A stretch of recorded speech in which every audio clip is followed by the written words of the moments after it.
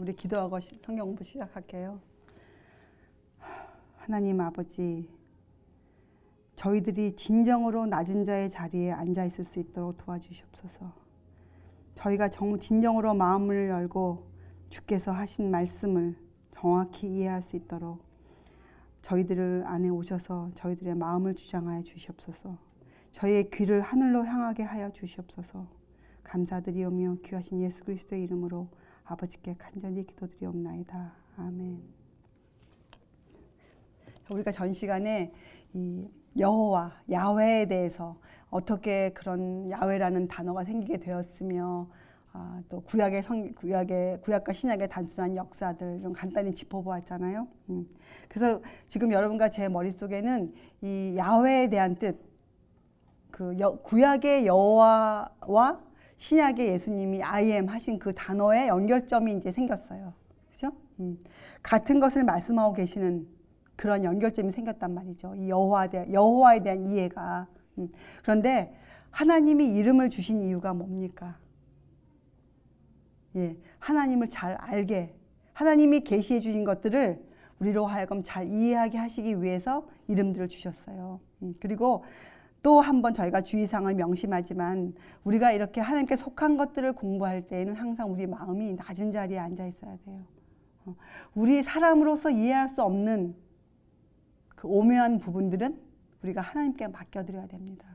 그리고 하나님이 우리의 구원을 위해서 꼭 필요하다고 알려주신 것 그 안에서만 저희의 이해가 들어갈 수 있는 이해가 저희 사고력이 사실은 잘못된 상상력은 굉장히 위험한 것이에요. 우리가 상상을 하지만 어느 부분 안에서 상상을 하는 겁니까? 하나님께서 계시해 주신 그 안에서만 저희가 우리의 사고력을 사용해야 될 것이에요. 자, 여러분 창세기 1장 26절 한번 펴보세요. 창세기 1장을 읽어보면 하나님 엘로힘만 등장하세요. 엘로힘. 다 읽어보세요. 제가 다 읽었더니 전부 다 하나님이에요. 그렇죠? 그런데 창세기 1장 26절에 보면 하나님이 가라사대 우리의 형상을 따라 우리의 모양대로 우리가 사람을 만들고 그로 바다의 고기와 공중의 새와 육축과 온 땅과 땅에 기는 모든 것을 다스리게 하자 하시고 하나님이 자기 형상 곧 하나님의 형상대로 사람을 창조하시되 남자와 여자를 창조하시고 31절까지 보면 전부 다 하나님이 이렇게 쭉 나와요. 하나님이 그렇죠? 자, 우리가 아까 공부했습니다. 이 형상 안에는 어떠한 뜻을 담고 있다. 성품을 담고 있는데 단어적으로는 근데 그게 어떠한 성품이냐? 예수께서 이 땅에 오셔서 I am으로 계시해 주신 그 이상적인 높은 수준을 담고 있다. 이렇게 우리가 배웠습니다. 그렇죠? 그러니까 하나님이 우리의 형상대로 사람을 만들자 할 때 그 사람의 수준이 어떠했다는 거예요. 아주 쉬운 말로 하면 예수님의 수준으로 사람들을 만들어 주신 거예요. 그렇죠? 자, 그래서 여러분 결론적으로 성경에 보면은 인간을 향한 하나님의 목적, 이상이 나와 있어요. 우리도 왜 자식을 기르면서 우리 자식이 이런 아이가 되었으면 좋겠다. 이런 목적을 삼고 아이를 교육하잖아요.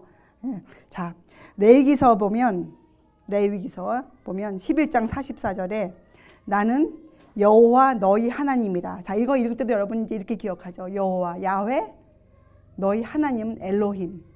하나님. 이렇게 엘로힘의 뜻도 이제 기억하고 계셔야 돼요. 공부한 거니까 이미. 나는 여호와 너희 하나님이라. 내가 거룩하니 너희도 몸을 구별하여 거룩하게 하고 땅에 기는 바 기어다니는 것으로 인하여 스스로 더럽히지 말라. 이렇게 우리의 도달해야 될 목표를 주셨어요. 또 같은 책 레위기 19장 2절에 보면 더 간단하게 너희는 거룩하라. 나 여호와 너희 하나님이 거룩함이니라. 이렇게 우리가 도달해야 할 목표를 이미 구약 때부터 거룩함이라고 주셨단 말이에요. 그렇죠? 자, 신약에서 여러분 잘 아시는 구절 베드로후서 1장 4절 우리를 어디에 참여하는 자로 만들어 주신다고요?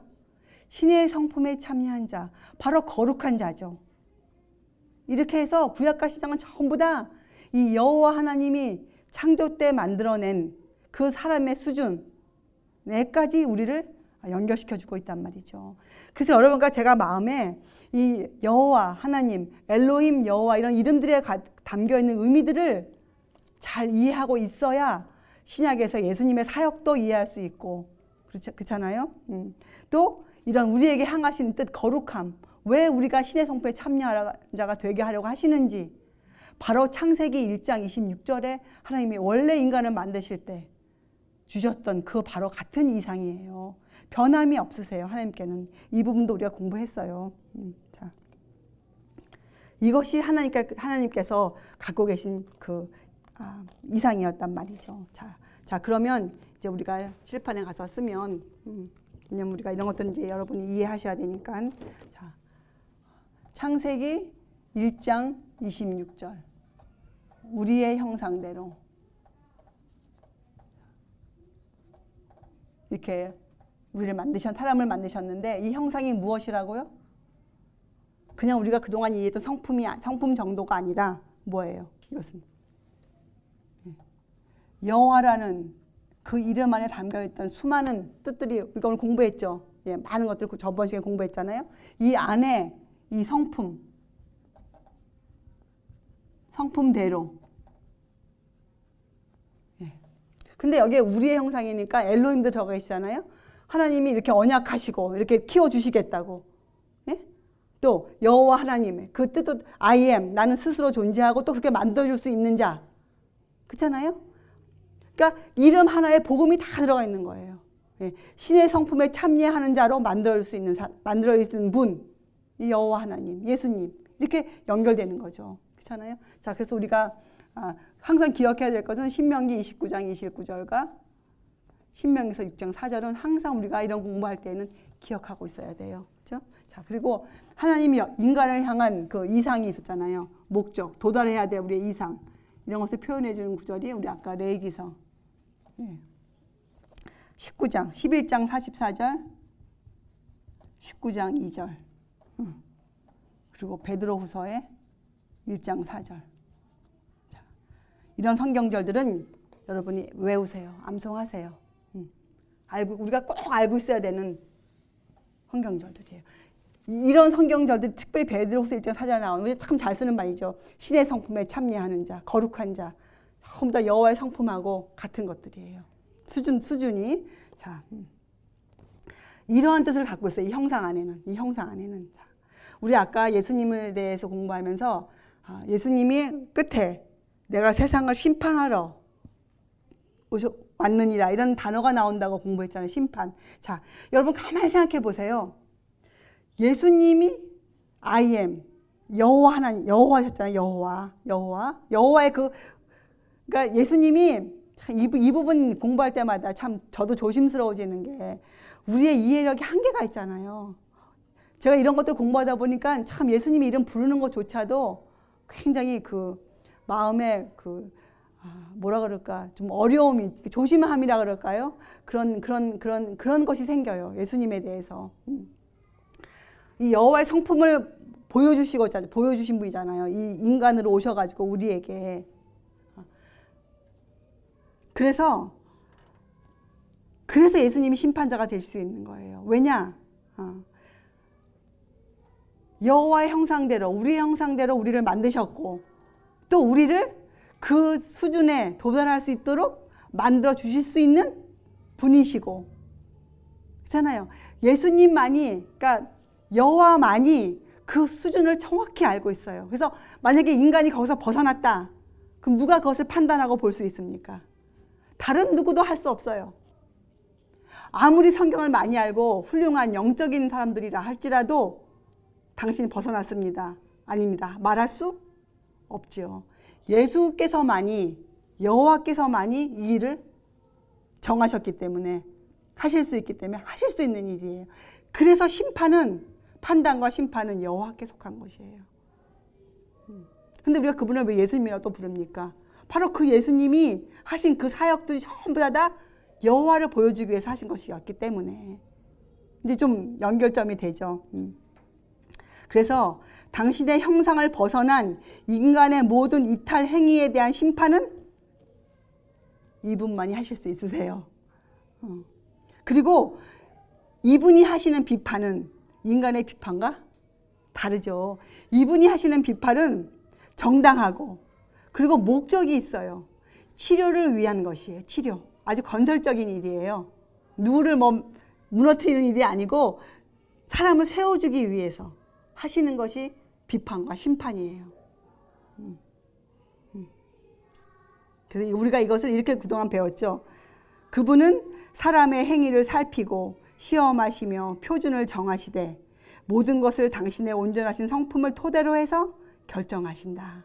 풀었으면 이런 말인데 이것을 성경적으로 우리가 몰아가면 바로 여기까지 올라가는 거예요. 이렇게 되기 때문에 우리의 심판자가 예수께서 우리의 심판자가 되시는 것이죠. 그러니까 예수님에 대한 이해는 놀라운 것이에요. 예, 아주 영원한 것으로 가기 때문에 우리가 사실 참 말할 수가 없는 부분들이죠. 하지만 우리가 성경 안에서 이해를 모두어 보면 여기에까지 우리 이해가 갈 수 있어요. 똑같은 것이죠. 우리가 시간 그러면 이제부터 우리에게 시간의 시작이 어디입니까? 예, 하나님이 사람을 창조하신 그때가 우리에게는 시간의 시작이란 말이에요. 여러분과 저는 오늘 하루의 시간이 우리의 시작이 아니에요. 우리의 시간의 시작은 바로 하나님이 인간을 창조하신 그때가 우리의 시간의 시작이란 말이죠. 자, 이제 한번 사람을 살펴볼게요. 사람. 성경에 보면 사람을 뭘로 만드셨다고 나옵니까? 사람. 예, 사람은 흙으로 만들었어요. 여기에도 의미가 있는 거예요. 자, 왜냐? 짐승들도 뭐로 만들었어요? 짐승들. 아니요, 흙으로 만드셨어요.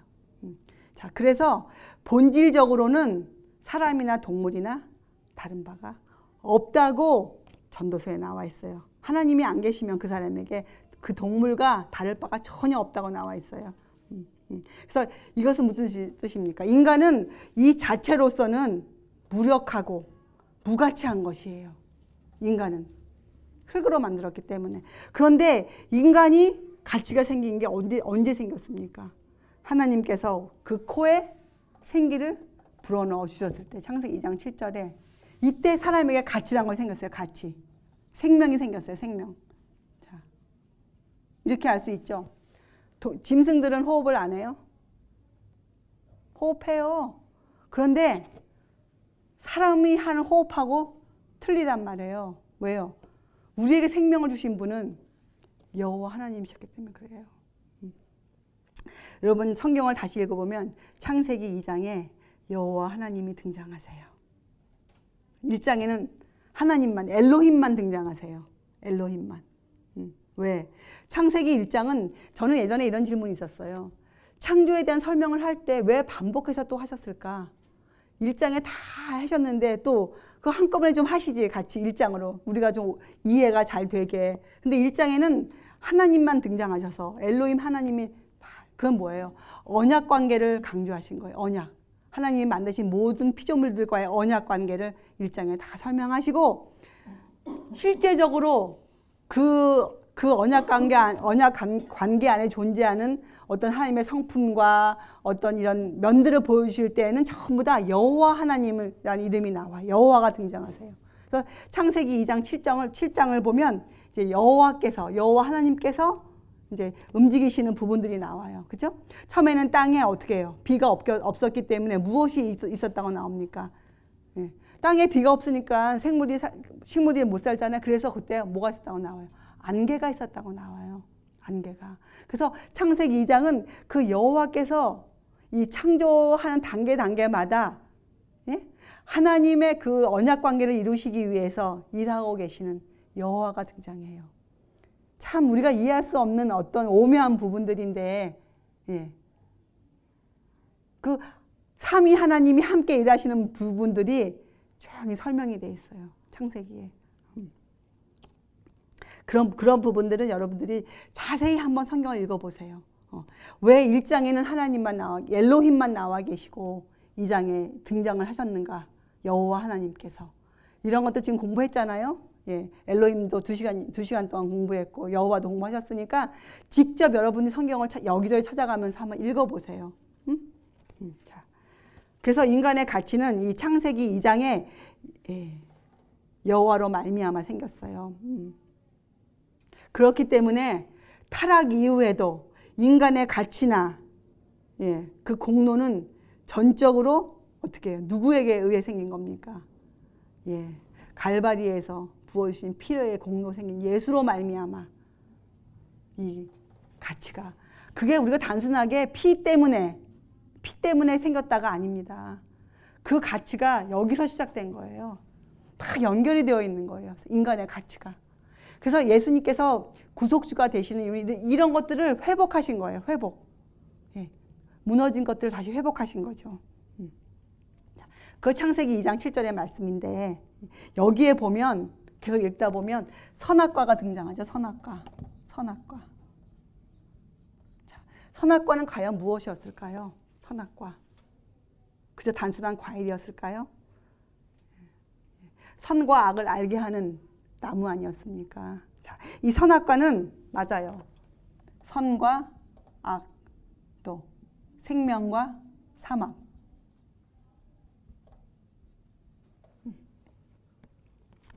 선택할 수 있는 어떤 기회를 갖고 있는 것이었어요. 그죠? 이런 것들을 선과 악, 생명과 사망을. 그래서 하나님께서 인간을 창조하시고, 그죠? 그 환경 속에 사람이 이러한 것들을 바라보면서 하나님을 택할 수 있는 그런 환경을 안에 두셨어요. 사람을. 에덴 동산 안에. 좀 궁금하셨지 않았어요? 왜 하필 선악과를 놔두셨을까? 여러분 우리 공부했잖아요. 하나님이 사람을 무조건 하나님을 따르게 만드시지 않으셨어요? 자유의지를 주셨고 생각할 수 있는 사고력을 주셨고 선택할 수 있는 선택력을 주셨어요. 아주 그건 특별한 능력이에요. 다른 짐승에게는 없는 사고력, 선택력을 주셨거든요. 자, 그리고 그 중간에 생명나무와 더불어 선악과를 주셨어요. 선악과는 사람으로 하여금 생각할 수 있는 자극제가 되는 것들이죠. 그렇잖아요. 사람으로 하여금 선악과를 왜 우리가 하나님의 말씀을 지켜야 하는지에 대한 행동의 표준이에요. 그 당시 아담과 하와에게. 그리고 사람에게 그 에덴 동산에서 완전한 선택을 할 수 있는 그 능력을 행사할 수 있는 환경을 만들어 두신 거예요. 만약에 선악과가 없었다면 사람은 그저 어떻게 해요? 어떻게 됐겠습니까? 한번 생각해 보세요. 선악과가 없었다면 좋았을까요? 아니에요. 선악과가 없었다면 사람들이 이 생각 속에서 하나님을 따라가는 그런 자유의지를 활용하는 법을 배우지 못했을 것이에요. 정말로. 그래서 하나님이 6,000년 동안 사람을 만드시고 기다리시고 우리를 꼴지어 가시는 그 모든 것이 하나님의 섭리세요. 어떻게? 우리를 완전한 사람으로 만들어 가시는 과정이에요. 완전하다는 거 안에는 우리가 공부했지만 자유가 필수예요. 자유가 필수. 자유 없는 사랑은 존재하지 않거든요. 참사랑 안에는 꼭 자유가 들어가 있어요. 자유. 또 이런 말이 있죠. 사람들이 세상에서도 성공하는 사람들을 뜻을 정하고 성공한다. 또 다니엘서 읽을 때 특히 다니엘이 뜻을 정하고 이런 단어가 나오잖아요. 여러분 뜻을 정한다는 게 솔직히 어떤 것입니까? 뜻을 정한다는 건. 그렇죠. 어떤 것에 대해서 깊이 생각해 본 연후에 뜻을 정할 수가 있는 거예요. 그러니까 사고력이 뛰어나지 않으면 뜻을 정할 수가 없어요. 사고력. 그죠? 사고력이 아주 중요해요. 무언가를 생각해낼 수 있는 능력, 사고력. 그래서 뜻을 정하고 그 뜻한 바를 이행하는 능력. 또 뜻을 정한 다음에 어떻게 돼요? 작심삼일이면 그건 뜻이라고 부를 수 없는 거예요. 그죠? 뜻을 정하고 그 뜻 정한 바를 이행하는 능력. 이것은 선택력이에요. 내가 어떤 것을 옳다고 선택하면 그것을 지키며 나아가는 능력. 능력에 속한 부분이에요. 능력에 속한 부분. 하나님이 선악과를 주시고 말씀하신 게 창세기 2장 16절과 17절에 나오는데 뭐라고 말씀하십니까? 선악과에 대해서. 이것을 먹는 날에는 너희가 정령 죽으리라. 하나님이 에덴 동산에 선포하신 하나님의 명령이에요. 그리고 아담과 하와의 행위의 기준을 두셨어요. 그들이 아무것도 없다면 그들의 기준이 무엇인지 그들이 몰랐을 것이에요. 그들의 기준. 그들이 움직여야 되는, 살아야 하는 행위의 기준이 뭐였냐? 선악과였어요. 선악과. 그것을 안 들으면 어떻게 해요? 정령주의라는 무슨, 정령은 뭡니까? 꼭이잖아요. 너희가 내 말을 정확히 지켜야 된다. 이런 뜻을 갖고 있는 것이죠. 정확히 지켜야 된다. 자, 그리고 그 창세기 2장을 또 읽어보세요. 읽어보면 이 하나님이 돕는 배필을 좀 만들어야겠다 이런 구절이 나와요. 돕는 배필을. 아담이 원해서 돕는 배필이 처음에 생긴 게 아니에요. 여자가. 하나님이 필요성을 느끼셨어요. 여자의 필요성을. 그리고 그 다음 가만히 읽어보면 아담이 동물에게 이름들을 붙여요. 읽어보세요. 그렇죠? 그건 무슨 관계가 있는 뜻일까요? 자, 우리 아까 뭐라고 배웠습니까? 아담도 하나님 주신 능력을, 생각을 사용해보고 선택해보는 그런 과정을 지나가야 될 사람이었잖아요. 예, 능력을 받았지만. 그래서 이 활용한다는 건 참 중요해요. 활용하는 것. 아담이 동물들을 보면서 동물들을 어떻게 봤어요? 관찰해보고 식별해보고 가려내보는 그 능력을 쓰면서 비로소 느낀 게 뭐냐? 나는 왜 돕는 배필이 없지? 나는 왜 혼자인가? 아, 나도 필요하다. 그래서 하나님이 필요로 하신 것에 대해서 아담도 그 필요성에 공감했어요. 이렇게 하나님이 기다리셨어요. 아담에게도. 하나님 뜻하신 말을 딱 하기 전에 그것을 아담이 인정할 때까지 기다리셨어요. 그래서 아담에게 그 동물들의 이름을 붙여라. 그런 임무를 주신 거예요. 그러니까 하나님 우리한테 어떤 임무를 맡기실 때에는 우리의 능력을 개발시켜 주시는 거예요. 우리의 능력을. 우리에게 어떤 어려운 시험이 오고 고난이 올 때 우리가 그 고난을 이겨나가면서 우리가 뭘 배웁니까? 우리의 잠재해 있던 능력들을 하나님을 향한 믿음을 활용해 보잖아요. 믿음을 키워가잖아요. 예, 아담에게도 그렇게 하셨어요. 그래서 아담이 짐승들을 다 짝을 지어주고 이름을 붙여준 다음에 아담이 나도 짝이 필요하다. 그 읽어보세요. 그렇게 돼 있어요. 그래서 어떻게 하나님이 아담을 잠재우고 어떻게 합니까? 갈비뼈 하나를 뽑아서 여자를 만드셨다고 나오잖아요. 그렇죠? 여자는 갈비뼈 하나로 만들었잖아요. 근데 갈비뼈가 무엇을 보호하고 있는 것입니까? 예, 갈비뼈는 심장을 보호하고 있잖아요. 사실 여자는 남자의 마음을 지켜주는 사람들이에요. 그게 맞지 않을까요? 예. 돕는 배필이니까 여자는 남자의 마음을 지켜주는 역할을 해야 돼요. 남자의 마음을.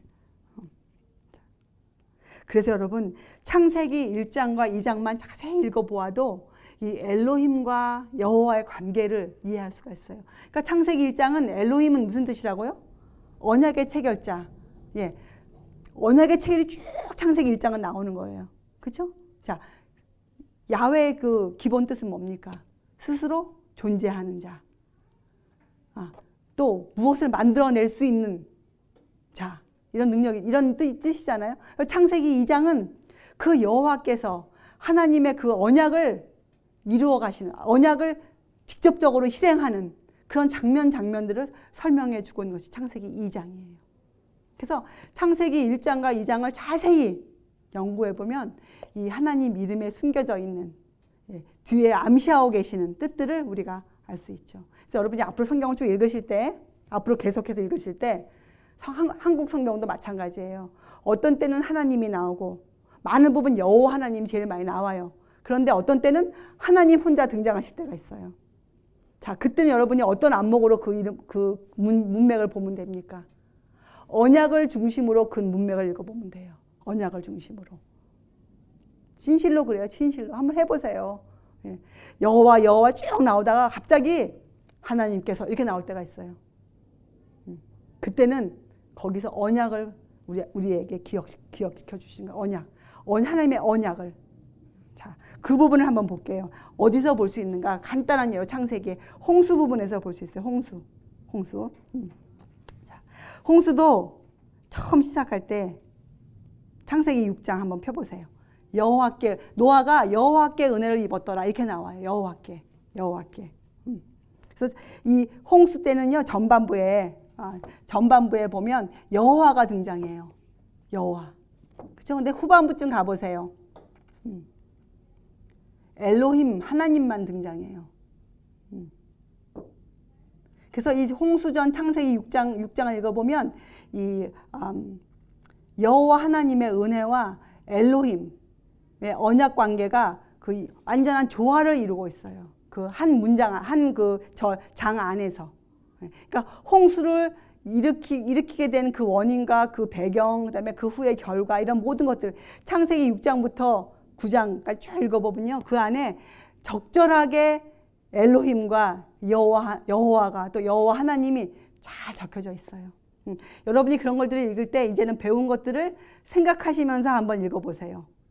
그럼 여러분들이 이렇게 되어서 여기는 하나님만 쓰였고, 이런 해서 여기는 여호와 하나님이 쓰였고, 여기는 여호와만 나와 있고, 이렇게 좀 이해하실 수 있을게요. 이거는 구분 짓고 분리하는 것이 아니에요. 우리의 이해를 좀 더 확실하게 하기 위해서 우리가 그 뜻들을 생각하며 읽는 것이죠. 창세기 6장 8절에는 여호와께 은혜를 입었다고 나오거든요. 근데 바로 9절 보세요. 누구만 등장하시는가? 예, 하나님과 동행했다고 나와요. 이건 뭐예요? 노아가 하나님의 언약을 기억했다. 언약을. 그래서 노아가 이겨낼 수 있었어요. 그죠? 하나님의 언약을 기억하고. 자, 이 은혜에 대해서도 우리가 한번 공부해 볼게요. 은혜. 자, 은혜. 은혜가 도대체 뭡니까? 은혜. 우리가 은혜를 공부해 보려면 이 은혜가 처음 등장하는 곳이 바로 이 홍수예요. 창세기 6장 8절. 노아는 여호와께 은혜를 입었더라. 이것이 은혜거든요. 예, 은혜. 자, 근데 이 은혜를 사도 바울이 고린도 전서에 설명을 잘 해놓았어요. 고린도 후서 12장에. 사도 바울이 병 낫기를 간구했을 때 그 병이 낫지 않잖아요. 근데 그때 그가 고백한 것이 하나님께서 그에게 말씀하신 것이 내 은혜가 내게 족하다. 이렇게 말했고, 사도 바울이 내 약한 곳에서 내가 능력이 강하여진다고 고백했어요. 그것이 은혜를 표시하는 성경적인 이해 방법이거든요. 은혜. 그래서 우리가 원하는 것을 하나님이 거절하시더라도 그것이 은혜임을 알아야 되죠. 하나님이 우리가 요청한 것을 거절하셔도 하나님은 그저 우리에게 은혜를 베푸시는 분이라는 걸 우리가 믿어야 돼요. 그것이 은혜예요. 그래서 은혜는 풀어서 설명하면 우리 생애 동안 하늘의 계획을 성공하기 위해서, 우리를 통해서 하늘의 계획을 성공하기 위해서 우리에게 맡기신 기능들, 달란트들을 우리가 감당하도록 성령께서 우리에게 주는 힘이에요. 그러니까 우리 생애 동안 하늘의 계획을 성공시키기 위해서 우리에게 주신 달란트들이 있어요. 인간에게 주신 계획들, 그 재능들이 있거든요. 그 재능들을 우리가 감당하도록 성령께서 주시는 힘이에요. 그것이 은혜예요. 은혜. 그렇게 이해해야 우리가 성경적으로 은혜를 이해하고 아무데나 어디에나 더 갖다 대서 은혜입니다, 그런 말을 하지 않죠. 정확하게 은혜라고 되어질 때 우리가 은혜라고 부르는 그런 성실함이 우리한테 필요해요. 예. 잘 모르면서도 무조건 나한테 유익한 일이면 다 은혜라고 부르는 거 말고. 그래서 홍수 나기 전에 읽어보면 전반부에는 여호와만 등장하시고 후반부에 엘로힘, 하나님이 등장하세요. 그렇게 읽어보세요. 그리고 이제 홍수가 끝나고 창세기 8장, 홍수 후 해보면 또 엘로힘이 등장하세요. 엘로힘이 왜? 어떻게 해요? 언약을 이제 상기시켜줘야 하기 때문에 노아에게 언약. 예. 지금 노아가 얼마나 떨고 있을까요? 그 홍수를 겪었으니까. 그렇잖아요. 노아는 우리와 성정이 같은 사람이지 뭐 우리보다 월등한 어떤 특별한 신이 아니었어요. 노아는 사람이었어요. 그래서 창세기 8장에 그 홍수 후에 하나님이 노아에게 엘로힘으로 등장해요. 언약을 그 능하신 언약 체결자이신 하나님이 등장하시는 거예요. 그런데 8장 후반부에 가면 8장 20절에 가면 여호와가 또 등장하세요. 근데 거기에 뭐가 나옵니까? 이제 노아가 땅에 나와서 번제를 드리는 부분이 나와요. 번제. 이게 은혜예요. 이 부분이 은혜예요. 왜냐? 그때 노아를 통해서 희생 제사를 통해서, 재물의 희생을 통해서 이 죄인에게 은혜를 베푸시는 심판자. 그러니까 하나님이 세상을 심판하셨잖아요. 그때. 그렇잖아요? 예. 여호와께서 정확히 말하면 여호와께서 심판하셨죠. 그런데 엘로힘께서 어떻게 해요? 여호와가 바친 그 재물 희생의 수단으로 죄인들에게 은혜를 베푸시는, 언약을 상기시켜주는 그런 과정이 나와 있는 것이에요.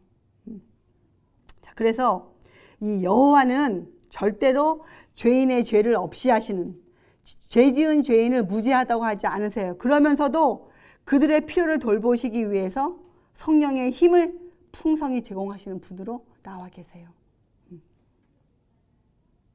그래서 우리가 주의할 것이 뭐 있냐. 여호와가 알려주시는 절대적인 공의의 특성. 왜냐하면 여호와는 우리 아까 공부했잖아. 심판하고 연결이 되잖아. 심판. 그래서 심판은 무슨 단어가 들어가 있어? 심판에는 공의가 들어가 있어요. 공의. 그래서 여러분이 앞으로 하나님의 공의 이런 거 생각할 때에는 여호와를 떠올리셔야 돼요. 여호와. 하나님 중에서도, 이름 중에서도 여호와 갖고 계신 그 이름을 떠올리셔야지 정확한 이해, 깊은 이해를 할 수가 있어요. 그래서 여호와가 알려주시는 절대적 공의의 특성은 이 언약의 하나님 엘로힘이 제공하는 사랑과 굉장히 균형 있게 우리가 이해하고 있어야 돼요. 자, 이거 왜 그런가 이제 쭉 나옵니다. 들어보세요. 이 하나님이 인간과 맺은 언약은 사랑의, 생명의 언약이, 살려주는 언약이었거든요. 그렇잖아요?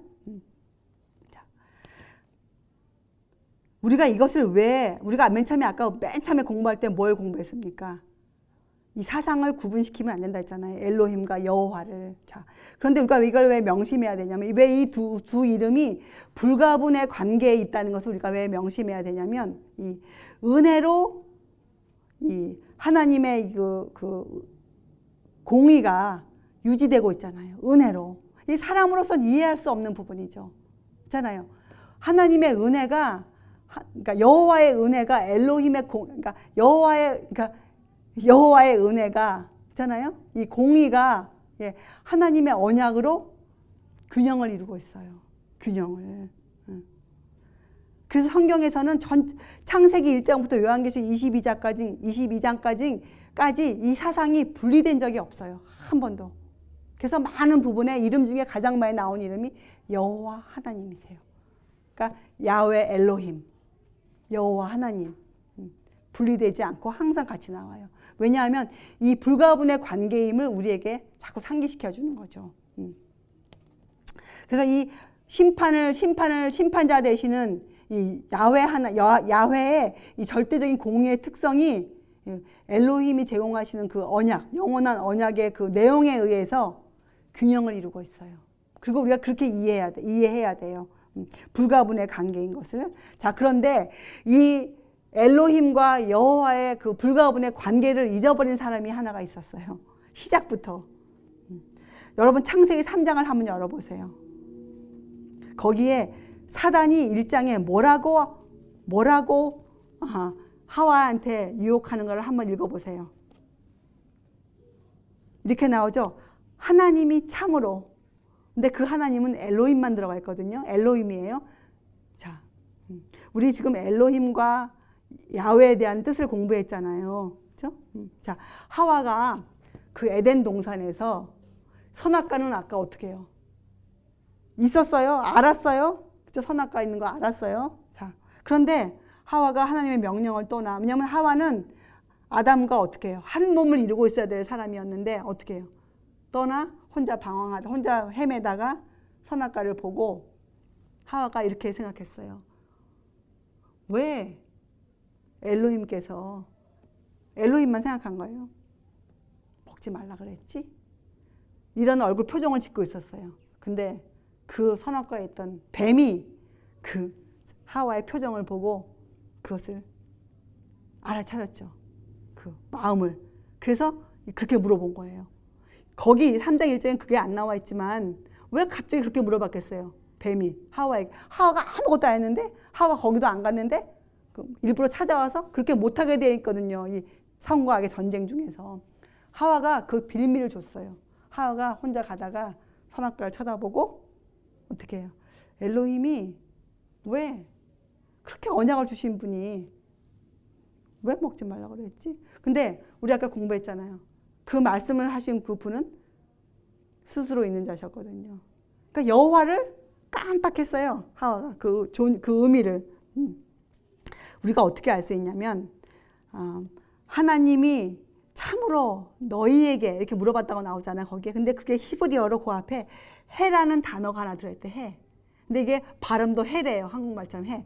근데 그 해라는 그 의미가 바로 이런 뜻을 갖고 있대요. 아니 저걸 왜 먹지 못하게 하실까? 그런 내용을 담고 있대. 그 짧은 단어 하나가. 그러니까 하와의 마음이 그 단어 하나에 들어가 있는 거예요. 아니 저걸 왜 먹지 못하게 하실까? 근데 그 마음을 사단이 딱 꿰어차고 하와에게 물어보기를 엘로힘께서.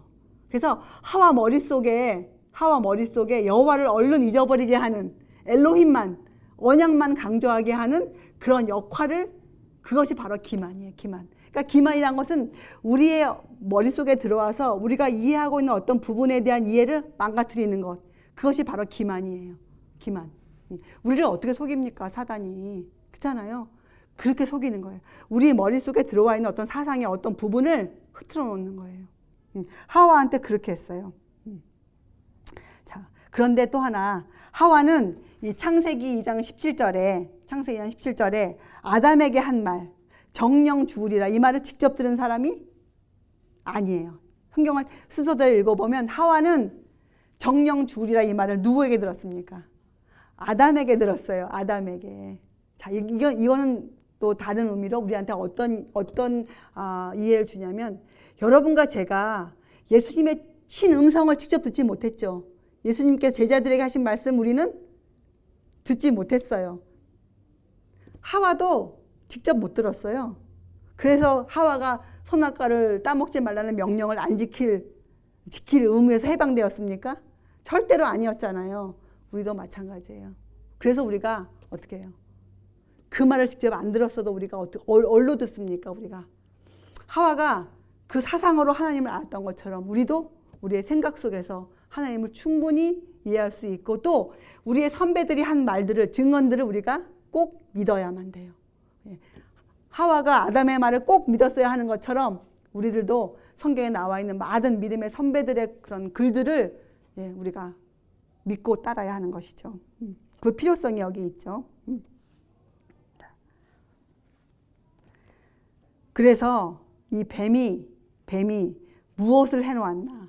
여러분, 뱀은 거기에 보면 이제껏은 저도 그렇게 읽지 못했어요. 이제껏 뱀은 거기에 보면 하나님이 이렇게 물어보잖아요. 거기 쓰인 그 하나님이 바로 엘로힘이에요. 엘로힘. 자, 그래서 우리가 아까 공부했지만 하나님의 심판을 담고 있는 여호와의 이름을 하와에게서 빼버렸어요. 심판. 그죠? 그래서 하와는 벌써 유혹에 걸려들면서 자기가 그걸 선악과를 범해도 설마 내가 죽을까? 설마 그런 일이 생길까? 설마. 벌써 그런 마음이 들어있죠. 왜냐하면 이 여호와, 심판자이신 여호와를 이제 사단이 유혹해서 잊어버리게 많았기 때문에. 자, 다른 말로 하면 이 사단은 사람에게 사랑만을 강조했어요. 사랑. 그러니까 하나님의 그 사랑은 공의와 자비를 갖고 있는데 이 자비만을 강조한 거예요. 자비만을. 사단은 자비만을. 하와한테 이렇게 얘기한 거죠. 엘로힘이 참으로 너희에게 먹으라 하더냐? 이 말은 우리가 좀 풀었으면 이거죠. 그렇게 사랑이 많으신, 언약을 주신 그분께서 정말 참으로 그렇게 하셨겠어? 아닐 거야. 하나님은 사랑이 많으시잖아. 하나님은 너희를 사랑하시잖아. 자비하시잖아. 괜찮아. 괜찮을 거야. 괜찮아. 그래서 나중에 하와한테 뭐라 그래요? 결코 죽지 아니하리라. 이렇게 하와를 담대하게, 대담하게 하와를 유혹했죠. 자, 사단은 그 야훼란 이름에 담겨있는 하나님의 성품에 대한 계시를 하와 머릿속에서 없애버렸어요. 그 부분을 건드린 거예요. 하나님의 이름에 담겨있는 그 뜻을 이해하고 있는 하와의 그 이해를 건드렸어요. 사단이. 사단이 뭐 하와로 하여금 선악과 못 먹게 하는 것, 이 정도의 죄가 아니에요. 그 정도의 죄가 아니라 하와가 꼭 기억하고 있어야 될 하나님의, 여호와에 대한 성품에 대한 그 계시를, 그 부분을 잃어버리게 유혹한 거예요. 하와를. 근데 여러분 참 놀랍게요. 그러니까 하와에게 엘로힘의 성품과 그죠? 본질을 오해하고 있다고 넌지시 암시한 거죠. 엘로힘은 사랑 하나님이잖아요. 언약의 하나님. 그러니까 하와한테 그렇게 거꾸로 얘기한 거예요. 너가 엘로힘을 잘 몰라. 엘로힘 하나님은 사랑이 많으시기 때문에 괜찮아. 결코 죽지 않아. 한번 엘로힘을 믿어봐. 참 신기하죠? 그렇게 하와를 유혹했는데 오늘날의 기독교인들이 어떻게 합니까? 하나님은 사랑이시야. 아무 말 하지 마. 나에게 자꾸 죄를 강조하지 마. 나 죄인이라고 부르지 마. 하나님은 사랑이시야. 하나님은 절대로 하나님은 그렇게 심판하시지 않아. 하나님은 우리 죄를 다 용서하셨어. 과거죄, 원죄 다 나오면서 네? 똑같은 말 아니에요? 사단이 하와에게 했던 말과 똑같은 말을 지금도 사단이 하고 있고 사람들이 지금도 속고 있어요. 그러니까 사단은 하나님의 본성을 엉뚱하게 나타내어 하와로 하여금 계명을 무시하도록 유혹한 거죠. 지금도 그렇지 않을까요? 사람들에게 하나님의 본성을 엉뚱하게 보여주고 사람들에게 하나님의 계명을 지키지 않아도 너희는 안 죽는다. 네, 사랑의 하나님이 계시기 때문에 너희는 그저 믿기만 하면 구원받는다. 지금 이렇게 가르치고 있잖아요. 그렇죠? 6,000년이 흘렀는데도 이 가르침에는 변함이 없어요. 아니, 이 유혹에는 변함이 없어요. 자, 그런데 이렇게 하와가 죄를 지었잖아요. 근데 언제 여호와가 등장하시는가? 여러분 보세요. 창세기 죄 다 짓고 자기네가 벌거벗은 거 깨닫고 수치스러워서 옷 무화과 나무 다 해놓고 나온 다음에 저녁 때에 날이 서늘할 때 창세기 3장 8절에 동산을 거느시는 하나님을 소개할 때 여호와 하나님 이렇게 나와요. 여호와 하나님.